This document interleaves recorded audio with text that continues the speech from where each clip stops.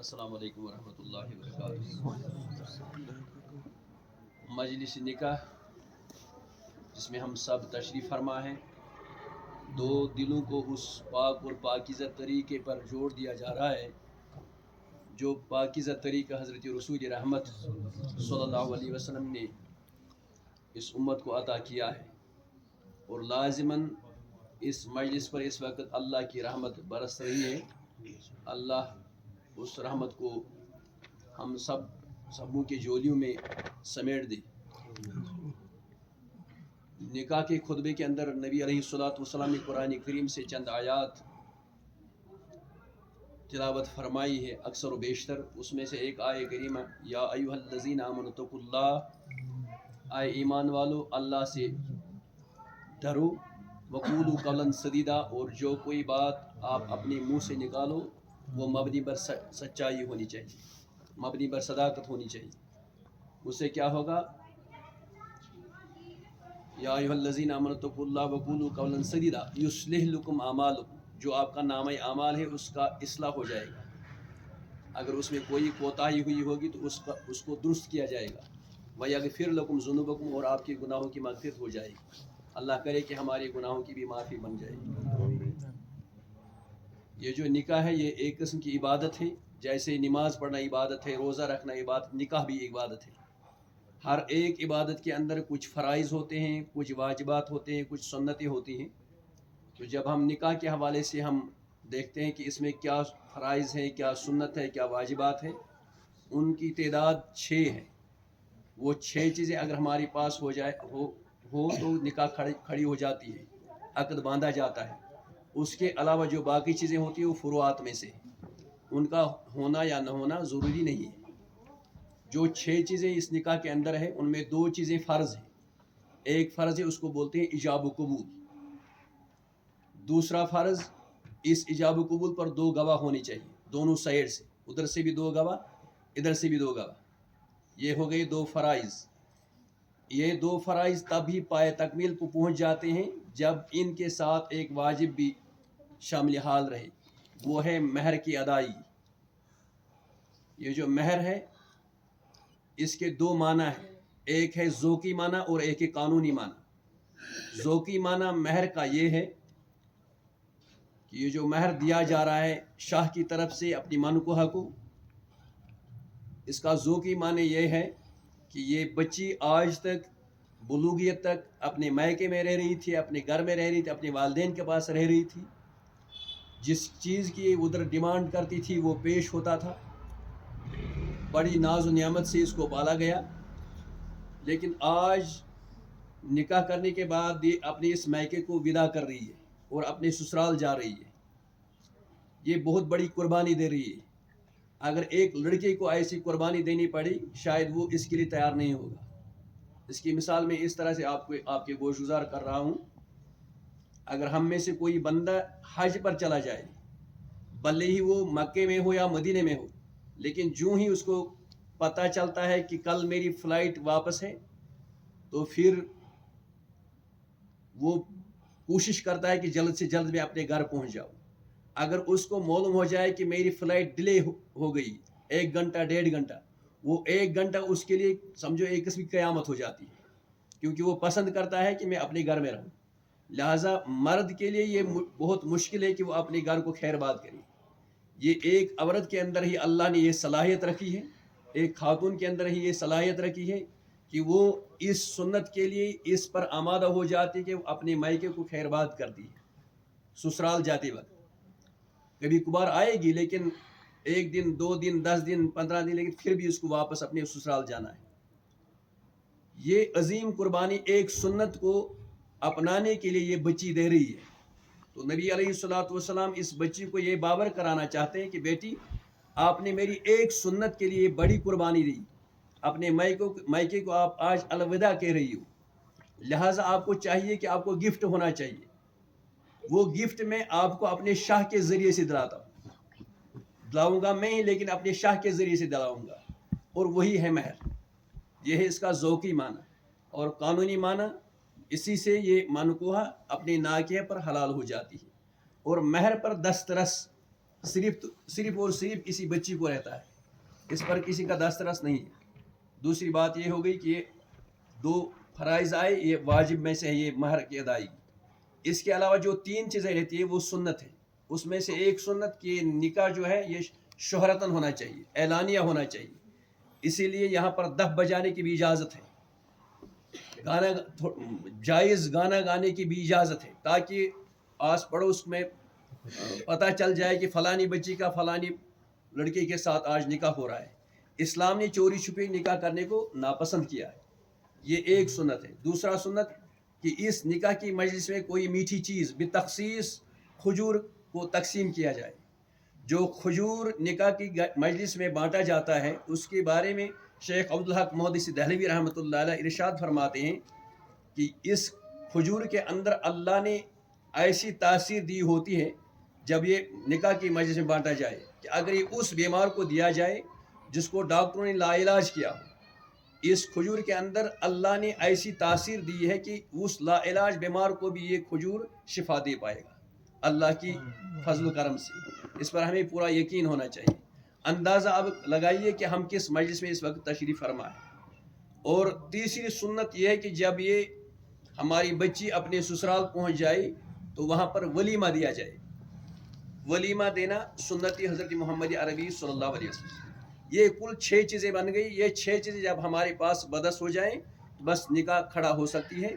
اس کے علاوہ جو باقی چیزیں ہوتی ہیں وہ فروعات میں سے، ان کا ہونا نہ ہونا ضروری نہیں ہے، ایک بات۔ دوسری بات کہ یہ جو نکاح اس وقت ہم باندھ رہے ہیں، جوڑ رہے ہیں، ناکے اور منکو کے درمیان، شاہ اور دلہن کے درمیان، اس نکاح کے حوالے سے حضرت رسول رحمت صلی اللہ علیہ وسلم نے پھر فرمایا کہ ان 2 میاں بیوی کے درمیان پھر کچھ حقوق عائد ہوتی ہے نکاح باندھنے کے بعد۔ پہلے ہم بتائیں کہ ہماری اس بچی کو کیا حق ہے اپنے شوہر کا۔ اس کے بارے میں حضرت رسول رحمت صلی اللہ علیہ وسلم نے ارشاد فرمایا، جو بچی مجھے 4 چیزوں کی ضمانت دی، نمبر 1 جن دنوں کو وہ پاک اور پاکیزہ ہو ان دنوں کو وہ 5 وقت کی نماز ادا کرے۔ نمبر 2 جب اس کو ماہ رمضان آئے گا تو ماہ رمضان کے جن دنوں میں وہ پاک اور مطہر ہوگی ان دنوں کو وہ روزہ رکھے۔ نمبر 3 اپنی عصمت اور عفت کی وہ رکھوالی کرے۔ نمبر 4 اپنی شوہر کی وہ فرما بردار اور تابع دار ہو۔ جس بچی کے اندر یہ 4 گن ہوں، جس بچی کے اندر یہ 4 خصوصیات ہوں، 4 خوبیاں ہوں، اس کے لیے نبی علیہ الصلوۃ والسلام کا ارشاد گرامی ہے کہ جنت کے جتنے بھی دروازے ہیں، جس دروازے سے وہ بچی چاہے اس دروازے سے وہ جنت میں داخل ہو سکتی ہے۔ یا دوسری جگہ آیا ہے کہ اگر اللہ کے بغیر کسی اور کو سجدہ زیب لگتا تو ہم ایک مسلمان بچی کو یہ کہتے کہ وہ اپنے شوہر کو سجدہ کرے، لیکن سجدہ بس بدرباری حضرت اللہ جل شانہ جائز ہے۔ غرض ان احادیثوں سے ہمیں پتہ ہونا چاہیے کہ ہماری بچی کو کتنا حق ہے اپنے شوہر کا۔ لیکن اب اس کا دوسرا پلڑا ہے جس کو بیلنس حضور علیہ الصلوۃ والسلام نے دی، اس کا اندازہ ہم اس واقعہ سے اخذ کریں گے کہ ام المومنین حضرت عائشہ صدیقہ رضی اللہ تعالیٰ عنہ ایک بار اپنے سرتاج حضرت محمد عربی صلی اللہ علیہ وسلم کی خدمت اقدس میں عرض کرتی ہے کہ اے نبی علیہ الصلوۃ والسلام، میرے دل میں ایک شوق پیدا ہو رہا ہے کہ میں آپ کے ساتھ دوڑ لگاؤں، ریس کروں۔ تو نبی علیہ الصلوۃ والسلام عقل کہتی ہے کہ وہ اس حوالے سے وہ ان کو انکار کرے، لیکن قطب احادیث اور قطب سیرت اس بات کی وضاحت کرتی ہے کہ نبی علیہ الصلوۃ والسلام نے ام المومنین حضرت عائشہ صدیقہ رضی اللہ عنہ کو فرمایا کہ اے حمیرہ، جب آپ کا دل چاہتا ہے کہ میرے ساتھ آپ ریس کرو گی، دوڑ لگاؤ گی، تو ہم دوڑ لگائیں گے۔ زمین اور آسمان نے مشاہدہ کیا کہ اپنی اہلیہ کے ساتھ حضرت رسول رحمت صلی اللہ علیہ وسلم دوڑ بھی لگا رہے، لیکن اس دوڑ میں حضور علیہ الصلوۃ والسلام آگے نکلے۔ جب وہ آگے نکل گئے تو حضرت عائشہ صدیقہ رضی اللہ عنہ کا دل مبارک تھوڑا مغموم ہو گیا، آزردہ ہو گیا کہ میں نے یہ دوڑ ہار لی اور حضور علیہ السلام نے جیت لی۔ لیکن نبی علیہ السلام نباز تھے، نبض شناس تھے، حکیم حاذق تھے، انہوں نے جانچ لیا، پرکھ لیا کہ ام المومنین حضرت عائشہ صدیقہ رضی اللہ عنہ کا دل مبارک آزردہ ہوا، کیونکہ مستور اگر اولو العزم بھی ہو ان کا دل تھوڑا نازک ہوتا ہے۔ لہٰذا نبی علیہ الصلوۃ والسلام نے حضرت عائشہ صدیقہ رضی اللہ عنہ کو فرمایا، اے حمیرہ، یہ جو دوڑ ہم نے لگائی یہ ٹرائی تھی، اصل دوڑ اب ہم نے لگانی ہے، جو اس دوڑ میں آگے جائے گا اسی نے جیت لیا۔ تو اس دوسری والی دوڑ میں نبی علیہ الصلوۃ والسلام نے اپنے قدم مبارک छोटे छोटे और आहिस्ता उठाए और अपनी अहलिया हज़रत आयशा सिद्दीक़ा रज़ियल्लाहु अन्हा को आगे जाने का मौका फराहम किया। हमारे लिए दर्स रखा कि जो दावा करता हो कि मैंने ला इलाहा इल्लल्लाह मुहम्मदुर रसूलुल्लाह पढ़ा है और इस हुज़ूर अलैहि वसल्लम पर ईमान लाया है, उसके अंदर ये खासियत भी होनी चाहिए, खूबी भी होनी चाहिए कि वो अपनी अहलिया की दिलजुई करे, उसके जायज़ मुतालबात को पूरा करे। ये एक शवहर में ये खूबी ज़रूर होनी चाहिए। हमारी इस बच्ची को जो कि अब ससुराल आना है, अगर इसने कितना भी क्यों न सीखा हो अपने मायके में, लेकिन ससुराल जाने के बाद नया सीखना पड़ता है। उधर एडजस्ट होने में उनको टाइम दरकार होता है, लिहाजा उसमें ताउन इनको होना चाहिए, ताउन मिलना चाहिए।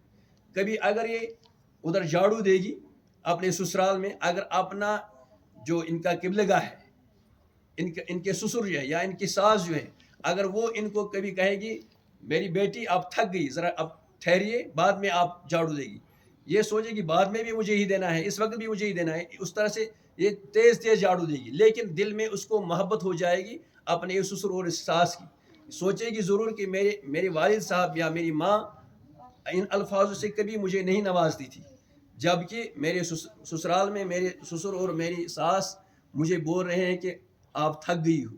या हमारी बेटी भी अगर कभी बाहर से दुपट्टा लाएगी और अपनी सास के सर पर रखेगी और उससे कहेगी अम्मा मैंने आपके लिए एक दुपट्टा लाया है, ज़रा मैं देखती हूँ कि ये कैसे जचेगा आपके सर पे। सास भी सोचेगी मुझे अपनी बेटी ऐसा प्यार नहीं करती थी, वो कभी मेरे लिए ऐसा दुपट्टा नहीं लाती थी जैसे मेरी ये बहू ला रही है, उसको भी इसके साथ मोहब्बत हो जाएगी। है तो ये छोटी छोटी बातें, लेकिन अगर इन छोटी छोटी बातों को हम घरों में अपनाएंगे तो हमारा घर फले और फूलेगा, उधर जो नया प्रोडक्ट आएगा उनकी नशोनुमा भी बेहतर होगी। लिहाजा ये पंदो नसाया हमें हज़रत रसूल रहमत सल्लल्लाहु अलैहि वसल्लम ने फरमाया है, इन पर हमें 100% अमल करने की कोशिश भी करनी चाहिए। और एक जगह हज़रत रसूल रहमत सल्लल्लाहु अलैहि वसल्लम ने यह भी इरशाद फरमाया है कि निकाह की जो बुनियादें बनती हैं वो हमारे सामने 4 बुनियादें हैं। नबी अलैहिस्सलातु वस्सलाम के तुनकाहुल मरअतु लिअरबईन, 4 बुनियादों की वजह से एक नाकिह एक मनकुह के साथ निकाह करता है। एक लिमालिहा, कोई नाकिह किसी मनकुहा को देखता है कि ये मालदार घराने की मालदार लड़की है, इसलिए वो उसको पसंद करता है और उसके साथ निकाह करता है। दूसरा फरमाया वली जमालिहा, एक लड़का एक नाकिह एक मनकुहा को देखता है कि इसके अंदर हुस्न जमाल है, इसलिए उसको पसंद करता है, उसके साथ निकाह करता है। तीसरा फरमाया वली हसबिहा, एक नाकिह एक मनकुहा को देखता है कि ये एक अच्छी खासी डायनास्टी के साथ ताल्लुक़ रखती है, इसलिए उसको पसंद करता है, उसके साथ निकाह करता है।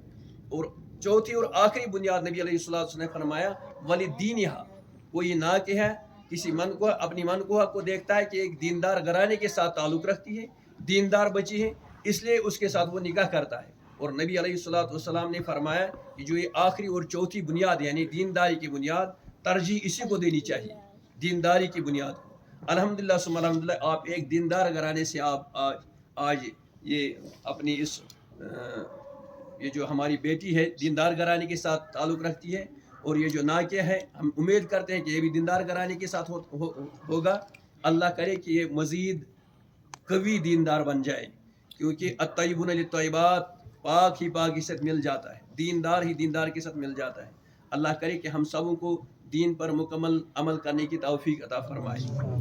और ये भी हो सकता है कि घरों में जब बर्तन के साथ रहता है तो टक्कर ही लग जाती है, ये किन घरों में नहीं हुआ है। हज़रत सैयदतुन निसा खातून जन्नत फातिमा ज़हरा रज़ी अल्लाह तआला अन्हा, उनको भी एक दफ़ा हल्का सा तू में हज़रत अली अल-मुर्तज़ा करमुल्लाह तआला वजह के साथ हुआ, और हज़रत अली करमुल्लाह तआला वजह ने उनके साथ मुख्तसर टाइम के लिए उनके साथ बात करना छोड़ दी। जो ही उन्होंने बात करना छोड़ दी तो हज़रत खातून जन्नत सैयदतुन निसा फातिमा ज़हरा रज़ी अल्लाह अन्हा रूठ के अपने मायके आ गई। दस्तक किया तो दरवाज़ा खोलने के लिए हज़रत रसूल रहमत सल्लल्लाहु अलैहि वसल्लम आए। जब दरवाज़ा खोला तो बेटी के रुखसार पर नज़र डालकर उनके आसारों से पता चला कि मेरी बेटी आज शायद रूठ के आई है अपने ससुराल से। उधर ही कहा बेटी अपने पाँव से नालैन बाहर नहीं निकालना, हाथ पकड़कर वापस अपने शौहर के पास लाया और हज़रत अली रज़ियल्लाहु अन्हु को बुलाया, फरमाया आए अली आ जाओ। ان کو بلایا، پھر ان کے دست مبارک کو پکڑا، ادھر اپنی بیٹی کے دست مبارک کو پکڑا، دونوں کو دست مبارک کو ملایا اور فرمایا بس ہو گئی آپ کی صلاح۔ پھر بیٹی نے فرمایا اپنے والد محترم حضرت رسول رحمت صلی اللہ علیہ وسلم سے، ابا جان میرے بابا کم سے کم حضرت شاہی ولایت علی المرتضیٰ کرم اللہ تعالیٰ سے اتنا تو پوچھنا چاہیے تھا نا کہ آپ نے ان کے ساتھ بات کرنا کیوں چھوڑا تھا؟ تو حضور علیہ الصلوۃ والسلام نے اختصاراً جو جواب دیا، فرمایا بیٹی جو پرانی باتیں ہیں ان کو دوبارہ دہرایا نہیں جاتا ہے، ان کو دوبارہ دہرانے سے پرانے جو تنازع ہوتے ہیں ان کو مطلب نا دوبارہ وہ شروع ہو جاتے ہیں، لہٰذا یہ ٹھیک بات نہیں ہے۔ انہی باتوں پر ہمیں بھی عمل کرنی چاہیے۔ اگر خدا نہ خاص کبھی ہماری بیٹی آ جاتی ہے تو ہم پتہ نہیں اس کو کیا کیا کہتے ہیں، اس وقت اس کو بولتے ہیں ہم ڈی جی بھی میرے جیب میں ہے، سب کو میرے جیب میں، لیکن نبی علیہ السلام جو طریقہ دکھایا ہے وہ یہی دکھایا ہے کہ بیٹی کو اسی وقت اپنے مائکے اپنے سسرال رخصت کرنا، ساتھ آنا، اور یہ جو یہ تو میں ہوتا ہے گھروں میں کبھی کبھار، ان کا تعاون نہیں کرنا، ان کی بےخبری کرنی چاہیے۔ تو یہ رہنما اصول ہمارے لیے حضرت رسول رحمت صلی اللہ علیہ وسلم نے رکھے ہیں۔ اللہ کرے کہ ہم ان رہنما اصولوں پر پوری طرح سے اتریں، ہم ان پر پوری طرح سے عمل کریں۔ اور یہ جو نکاح ہے، مجلس نکاح، اس میں جتنے بھی شادی میں جتنا بھی وقت گزرتا ہے، اس میں جو اگر کوئی عظمت والی گھڑی ہے وہ وہی گھڑی ہے جس میں آپ اور میں تشریف فرما ہوں۔ اللہ کرے کہ اس کی رحمت سے ہم سب کو نوازے اور یہ رحمت ہمارے گھروں تک پہنچ جائے۔